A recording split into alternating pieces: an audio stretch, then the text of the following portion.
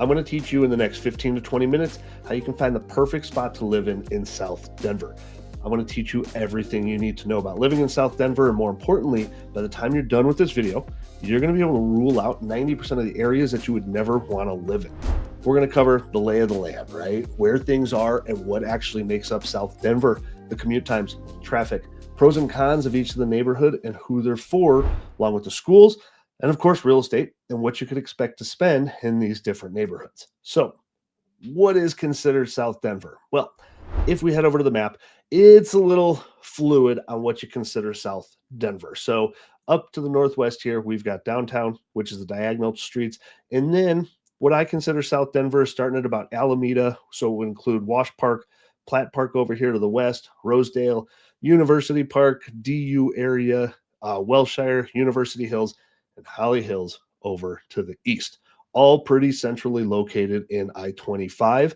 And there's a lot of similarities and a lot of differences between these different neighborhoods. Starting out with Holly Hills. And this is actually rated one of Denver's top neighborhoods consistently. It's just south here on I-25. So it's on the southern end of what you would consider Denver. And then you start getting into the Centennial and DTC further south of it. But what makes this such a great spot location wise is, I mean, anywhere you live in Holly Hills, you're less than 5 minutes from I-25. So it's a quick jaunt to get down here to DTC, which is only a couple exits south.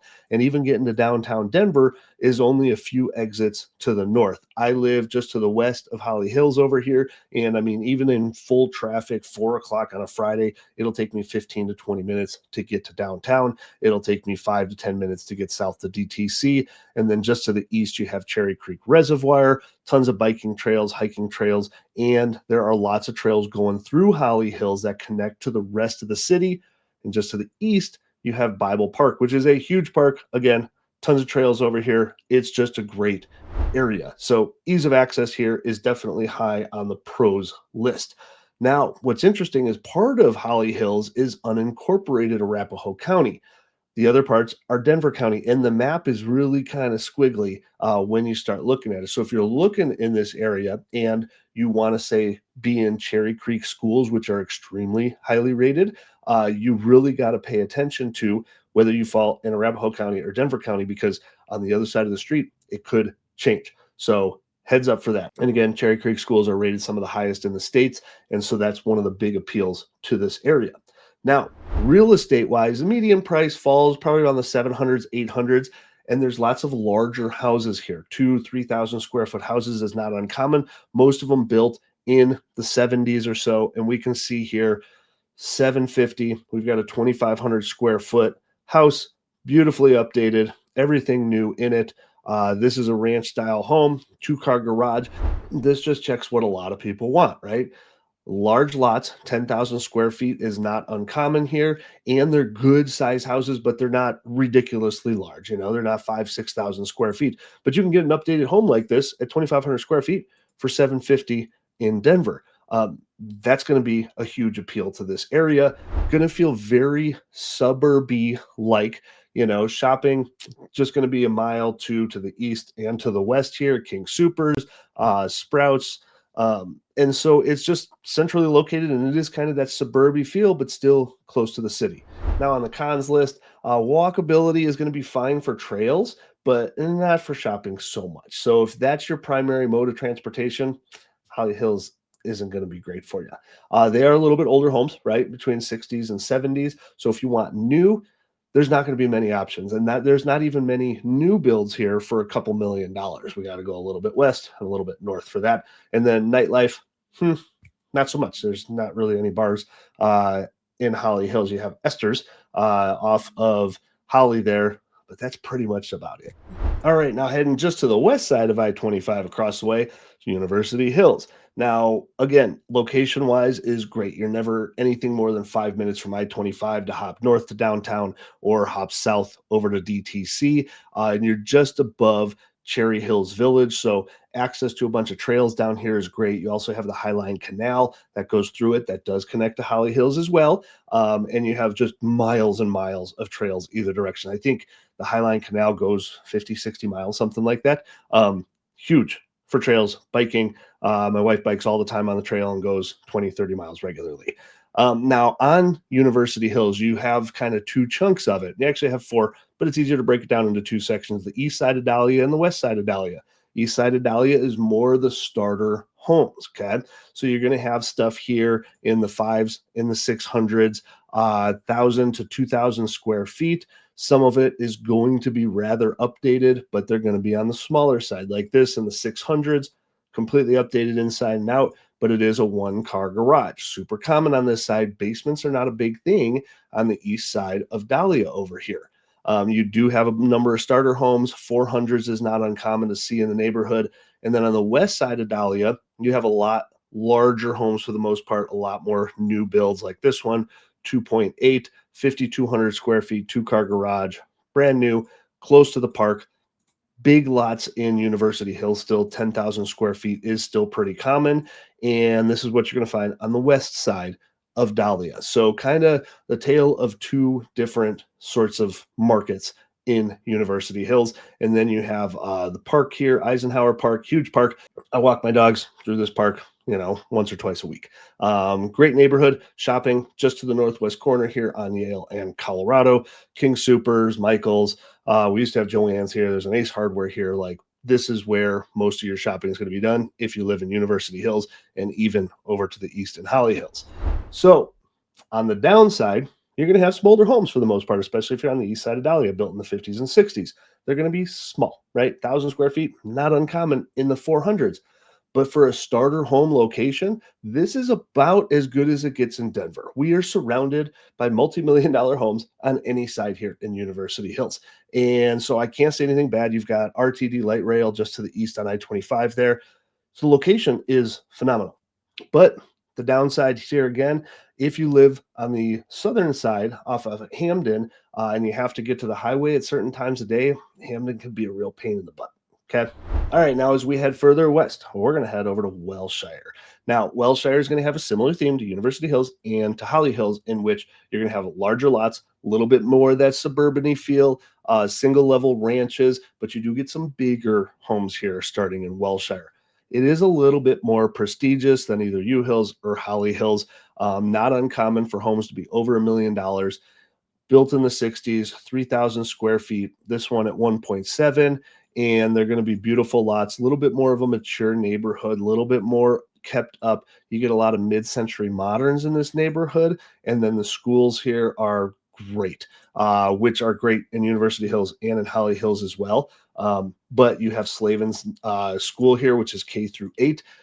Very sought after, one of the top schools in the city. And so that's why you get a lot of people naturally moving here, because even though you can choice in Denver to pretty much anywhere you want, Slavin's is one of those schools that is much harder to get into. And then in the neighborhood here on the south end, you have Wellshire Golf Club, and their clubhouse is awesome. It is a public golf course. And then you have the trails that, connect just through the south through the Highline Canal Trail again. So all these neighborhoods can kind of combine. Now, the downside here over to Wellshire is if you're budget conscious, Wellshire is not your neighborhood. Expect to spend $1 million plus, and walkability again to stores, things like that. You're going to have to be crossing busy streets. Not so much. You're going to be pretty much car dependent. Okay, and now as we head north from Wellshire, we're going to kind of combine University Park and the DU area because, again, the boundaries kind of cover each other, but the neighborhoods feel very similar. So you're tucked up right against I-25 to the north. Access is great. Central location. You've got Wash Park just to the north of you here, just to the west at Platt Park, where one of the best farmers markets is. But of course, you have DU kind of stuck right in the middle. Now, DU isn't your typical school, so you're not going to have a ton of college sort of houses and dorms around. It tends to attract, maybe a little bit older of a student population. And, it's kind of built right into the city here. So it's not like CU Boulder would be or CSU up in Fort Collins. It's a totally different vibe. So now for homes, you're going to have a mix in here of some smaller homes, but they're still not cheap. 700 is about the starting point for U Park into DU area.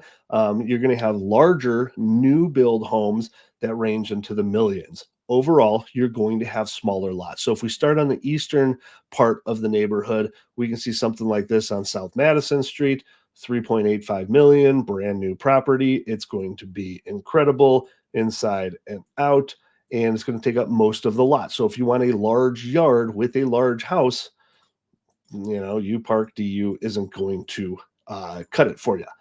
Now, let's see if we can find something a little bit smaller, but you can see 5.5, 2 million, 1.9, 1.7, 3.3, 2.2, 2.8. Let's see. We got to go north to get 750. Okay. Let's see what 750 gets you. And this is going to be 1,700 square feet. Looks like it's been moderately updated. Yep. Totally flipped throughout. Windows, doors, floors, carpet, paint, kitchen, baths. But it's on the smaller side, but you can be in the DU U Park area. Schools are going to be great throughout here. Grant Beacon Middle School is in this neighborhood. We've looked at it. Incredible elementary school. Part of this area is south for the high school, which my daughter goes to. She absolutely loves it. This is a great area over here. As you get closer to DU, you can find something around 800 here on High Street. This is going to be for a 2,200 square foot house. And this looks like it's a split kind of duplex, newer build property. So there's just a real mix in the DU U Park area that you can kind of pick from. But again, expect to spend some money here.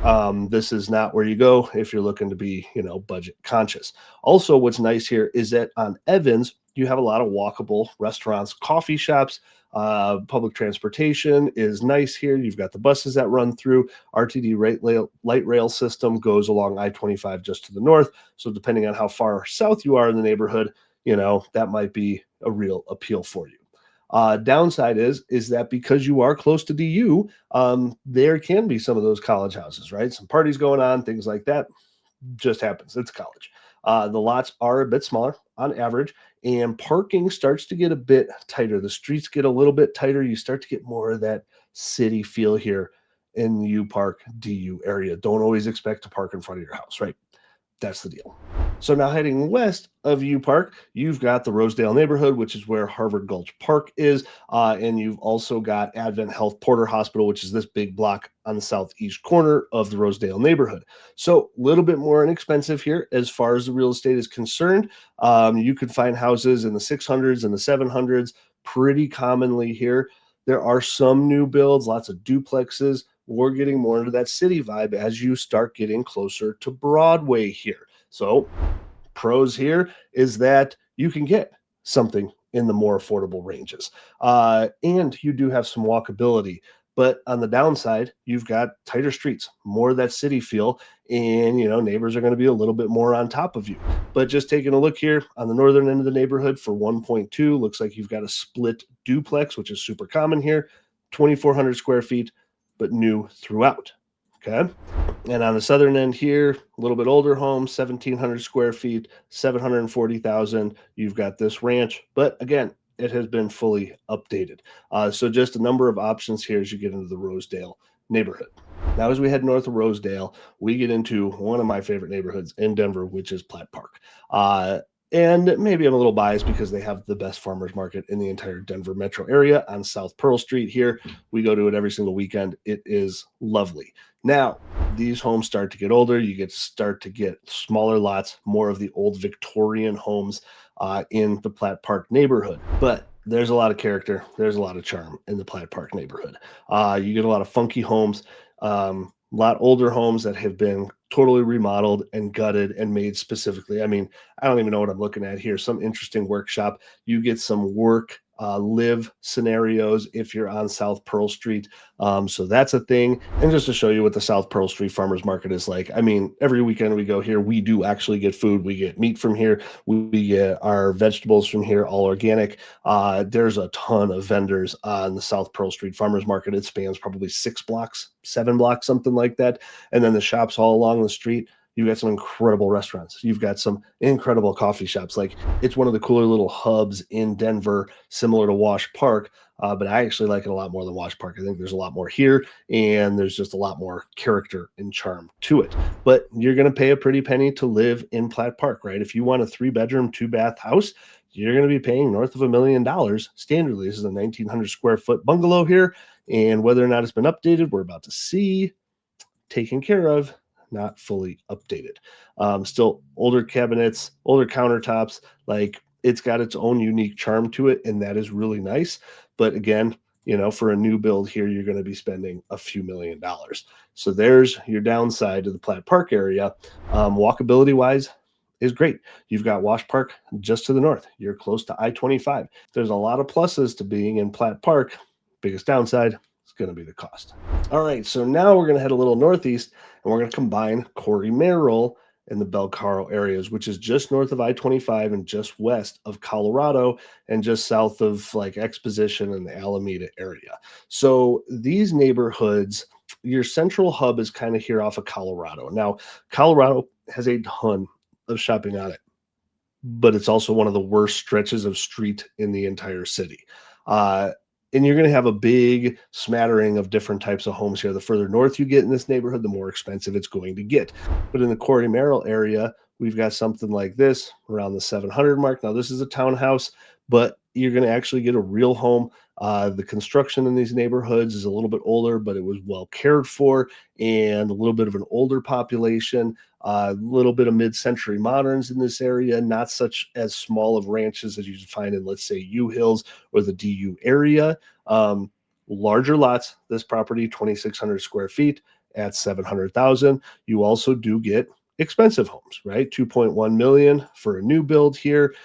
Brand new property, going to be beautiful inside and out. So this has a good combination of good sized lots and newer properties in the Corey Merrill area. And as you get further north into Belcaro, you get older and you also get larger lots and you get more expensive homes. In general, you start getting the Tudor styles and just some fascinating things. 6,300 square feet for this home. You know, woodwork is incredible. Flooring is remarkable. Kitchen just to die for. And so you get some of that older feel in the Belcaro market here, and then all of your shopping and everything is pretty much done to the east on the Colorado stretch. So that's the biggest downside, right? Is beyond dollars and it being a bit more expensive. You're shopping here on Colorado, or you got to head north over to Cherry Creek, which kind of parking's a pain in the butt, kind of hard to get around, but again, really prestigious in Cherry Creek there. And then you get kind of an older population in these two parts of Denver. You're going to have some families, but not nearly as many as, let's say, Welshire or the Wash Park areas. All right. And then getting on to our final neighborhood here in the South Denver area, going to be Wash Park. Now I'm going to combine east and west. And some of you are probably rolling your eyes right now, but their accessibility to things is pretty much the same. Now, on the east side of Wash Park, yes, you do have larger, little bit more expensive homes. That's just the deal. Some older money sits there on the east side of Wash Park. West side of Wash Park is fabulous and awesome and still not cheap. And the accessibility here is still just as good to Wash Park, I-25, downtown, you name it. Arguably, the west side of Wash Park is better accessible wise than the east part is, but the east part is where you have their little downtown area, and that's really cute. But Wash Park, accessibility, like I said, I-25, just to the south of you. Just to the north, you have a Cherry Creek Shopping Center. Just to the northwest, you have downtown Denver, which you can get to from Spear, or you can hop down the I-25 and get over there that way. It is centrally located. This is consistently the number one neighborhood in the Denver area, and it really revolves around Wash Park. There's lots of events here. The downtown part of Wash Park is really cute. Tons of restaurants, tons of coffee shops. You are in your own little bubble. There is its vibe to it. You have tree covered streets that are kind of close together. So you do get that city feel, but you're still in the suburbs. But again, don't expect to park in front of your house all the time. That's just part of being in Wash Park. You do have a lot of large homes. Starting on the east side, 2.85 million. This one's actually on the newer side, built in 2023, a few thousand square feet, brand new property, beautiful. Is what it is. You do have some older properties here too. Let's see if we can find one. You got this one right off the park over on Franklin Street, and it's a lot of designers kind of put their stamp on Wash Park and kind of building their flagship products. There are some smaller homes here on the east side of Wash Park, but not very many. 4.1 on the southern side, 5,600 square feet. So character, charm. Not everything is just this new build, super boxy sort of look. Like, you get a lot of people putting a lot of effort into the builds that they're putting in Wash Park because a lot of these homes make it into magazines and things like that. On the west side of Wash Park, it's still 3.6. So it's not exactly cheaper, but the east side is considered a little more prestigious. A beautiful home here. Lots of grays, though. Definitely designed by a man. And 1.5. Let's see, 725. What does that get you? Let's just take a peek.